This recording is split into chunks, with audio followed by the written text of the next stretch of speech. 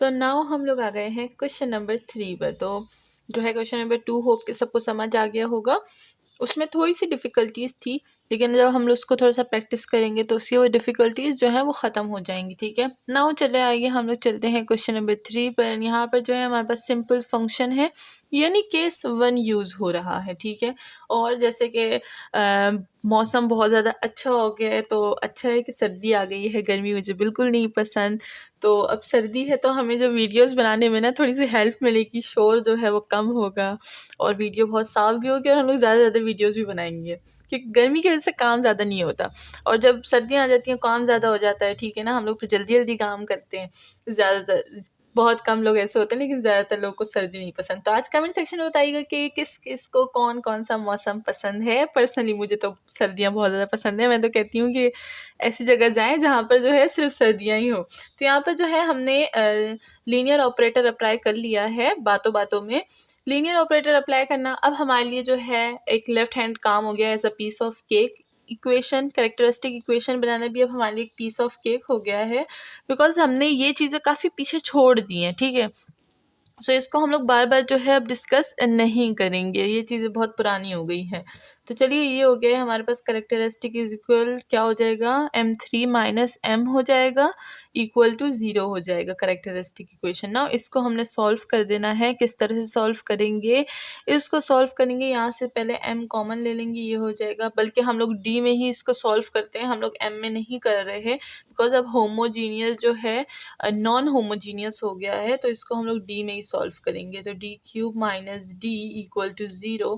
Now d को common ले लें तो ये हो जाएगा D square minus 1 equal to 0। So now ये एक फॉर्मूला बन गया। A square minus B square का फॉर्मूला क्या होता है, A plus B A minus B. So we will open this formula, we will get D and d plus 1 and d minus 1 equal to 0. Now we will get the roots, that is first root is d equal to 0, this one, and now d equal to minus 1, so ये हो जाएगा d equal to minus 1, this will become d equal to plus 1, d equal to 1। सो यहाँ पर हमारे पास जो है 3 root आ गए हैं और हमारे पास ऑर्डर भी 3 है। तो जब रूट 3 आए हैं, ऑर्डर 3 है, मतलब हम लोग सही जो है रास्ते पर जा रहे हैं। तो जब सारा रास्ता सही है तो चलिए इसको और फॉलो करते हैं।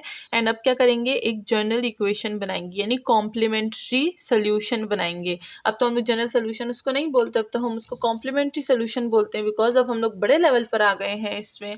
तो नॉन होमोजीनियस है तो हम लोग क्या बोलेंगे, उसको कॉम्प्लीमेंट्री फंक्शन बोलेंगे, यानी y ऑफ c। तो y ऑफ c क्या बनेगा, यहाँ पर रूट्स क्या है, रियल एंड डिस्टिंक्ट है। So we will use the real and distinct general solution, that is c1 e की पावर वर्ट e की power 0, so that means x है। ठीक है, एंड नाउ अगर हम लोग देखें नेक्स्ट, तो ये क्या हो जाएगा हमारे पास, c2 e की पावर क्या हो जाएगा, x हो जाएगा, एंड प्लस c3 e की पावर माइनस x हो जाएगा। एंड दैट्स ऑल, हमारे पास कॉम्प्लीमेंट्री सोल्यूशन जो है वो आ चुका है। नाउ हम लोग को क्या करना है, नाउ हम लोग ने पार्टिकुलर इंटीग्रल अप्लाई करना है, जो कि है पी आई क्या होता है, particular integral solution, that is belongs नहीं, that is denoted by y of p। So y of p से हमने डिनोट किया है। हम लोग सबसे पहले क्या करेंगे, 1 बाय f ऑफ d हो जाएगा हमारे पास। इधर जो है हमारे पास इक्वलिटी के बाद क्या था, वो था हमारे पास e की पावर x। इसको हम लोग सोल्यूशन नंबर 2 बोल देंगे और क्वेश्चन को इक्वेशन नंबर 1 बोलेंगे, इसको इक्वेशन नंबर 2। नाउ यहाँ पर जो है स्टार्ट करते हैं, नीचे फंक्शन हमने पुट कर देना है। तो फंक्शन क्या है हमारे पास, फंक्शन है हमारे पास 1 बाय डी। अच्छा, तो ये हो जाएगा हमारे पास डी क्यूब माइनस डी, ये हो जाएगा क्यूब डी माइनस और ई की पावर माइनस ऑफ एक्स हो जाएगा। सही है। सो अगर हम लोग यहाँ पर देखें तो इसको कैसे सॉल्व कर सकते हैं, इसको सॉल्व कर सकते हैं हम लोग, ई की पावर यहाँ पर क्या है, ई की पावर यहाँ पर 1 है। ठीक है, 1 है पावर, तो हम लोग जो भी यहाँ पर कांस्टेंट होता है वो यहाँ पर लगाते हैं। तो अगर कांस्टेंट की बात ऐसे कर रहे हैं हम लोग, तो देखते हैं कि यहाँ पर अगर 1 कांस्टेंट लगाएंगे तो क्या होगा। तो अगर यहाँ पर हम लोग 1 कांस्टेंट लगाएंगे, 1 की पावर क्यूब हो जाएगी माइनस, ये हो जाएगा 1 एंड ये हो जाएगा e की power x, that will be 1 minus 1 equal to 0 and e की पावर ऑफ x। बट हम लोग को तो ये कंडीशन नहीं चाहिए, हमें ज़ीरो नहीं चाहिए, F of A is not equal to zero.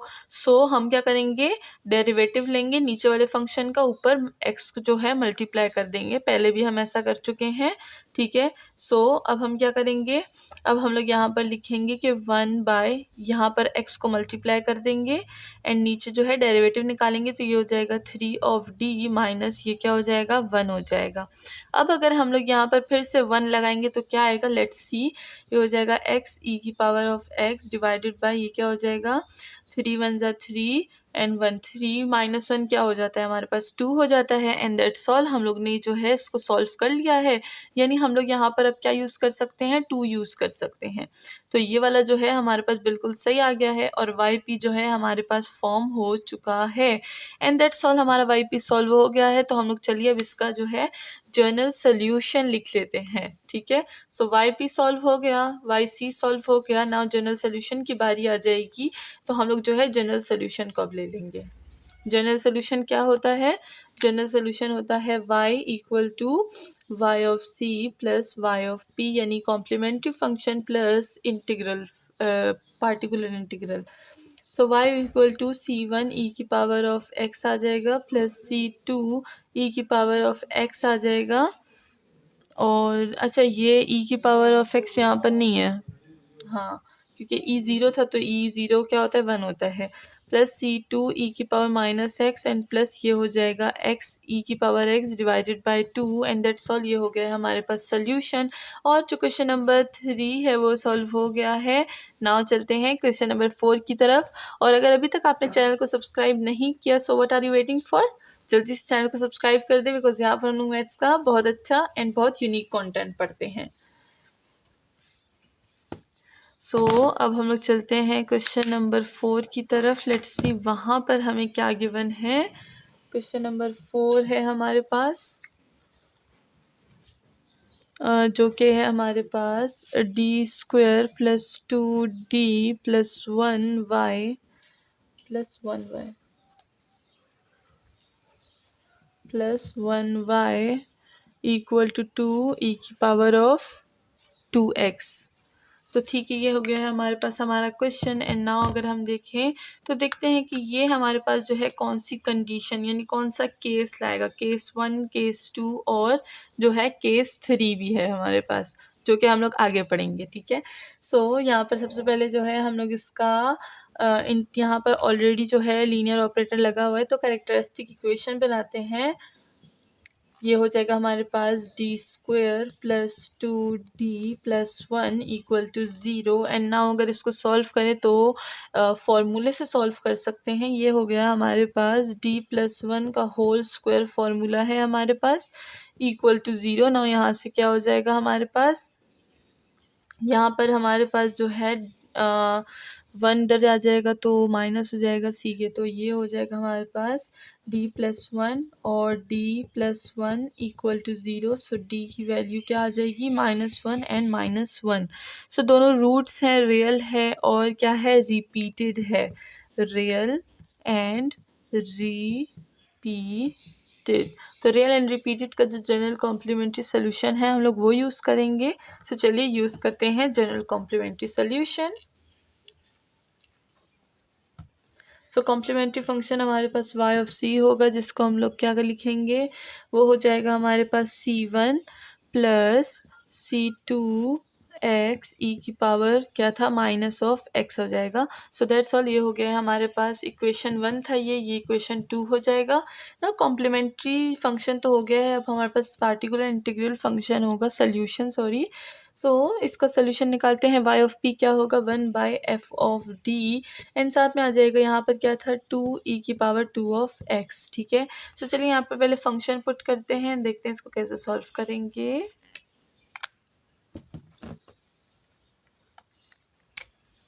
y of p आ जाएगा इक्वल टू 1/, ये हो जाएगा हमारे पास d² plus 2d plus 1 and यहाँ पर 2 e की पावर 2 ऑफ x। यहाँ पर जो कांस्टेंट होगा उसी को हम लोग क्या करेंगे, नीचे फंक्शन में पुट करेंगे। तो यहाँ पर 2 है, सो लेट्स ट्राई विथ 2 कि 2 से हमारे पास क्या आएगा। सो अगर हम लोग यहाँ पर 2 पुट करेंगे तो ये हो जाएगा हमारे पास 2 का स्क्वायर 4 प्लस 2 2 ज़ार 4 एंड प्लस 1 एंड ये हो जाएगा हमारे पास क्या, ये हो जाएगा हमारे पास e की पावर 2 ऑफ x, ठीक है।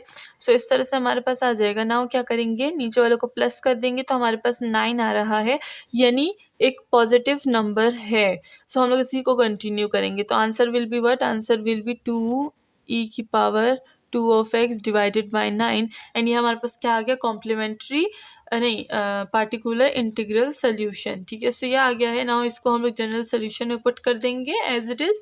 ये लगता है इन्होंने सिर्फ एक ही बड़ा दिया था, बाकी के छोटे छोटे ही दे रहे हैं हमें हैं। सो इसीलिए जो है एक्सरसाइज भी बहुत मज़े की है। 4 ही क्वेश्चन से जब छोटी एक्सरसाइज होती है ना तो सॉल्व करते हुए भी बहुत मज़ा आता है। सो हमारे पास जो है सोल्यूशन आ गया है और ये हमारी एक्सरसाइज का लास्ट क्वेश्चन है। तो चलिए इसमें जो है वैल्यूज़ को पुट कर देते हैं। y ऑफ c की वैल्यू क्या थी, y ऑफ c की वैल्यू थी c1 plus x c2 e की power of minus x plus 2 of x divided by 9 and y जो है हमारे पास जनरल सोल्यूशन आ चुका है।